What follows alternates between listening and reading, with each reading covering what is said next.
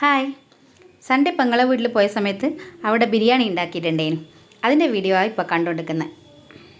ചെന്നൈ സ്റ്റൈലിലെ ബിരിയാണി കുക്കറിലാണ് ഉണ്ടാക്കിയത്. ഈ ബിരിയാണി പെട്ടെന്ന് ഉണ്ടാക്കാൻ പറ്റും കേട്ടോ. ബിരിയാണിയെല്ലാം കഴിക്കണം എന്നൊരു ആശ തോന്നുന്ന സമയത്ത് ബാച്ചിലേഴ്സിനെല്ലാം എളുപ്പമാക്കാൻ പറ്റുന്ന ഒരു തരത്തിലുള്ള ബിരിയാണിയാണ് ഇത്. കേരള സ്റ്റൈൽ ബിരിയാണി ആക്കുന്ന അതേ മസാലേൻ്റെ കൂട്ട് തന്നെയാണ് ഇതിലും ചെയ്യുന്നത്. അതിൻ്റെ കൂടെ കഴുകി കുറച്ച് സമയം കുതിർത്ത് വെച്ച ബസ്മതി റൈസ് എടുത്ത് ഇതിൻ്റെ അകത്തിട്ടിട്ട് ഒരു വിസിൽ അടുപ്പിച്ചാൽ മാത്രം മതി. എന്നാൽ നമുക്ക് ചെന്നൈ സ്റ്റൈൽ ബിരിയാണിയായി.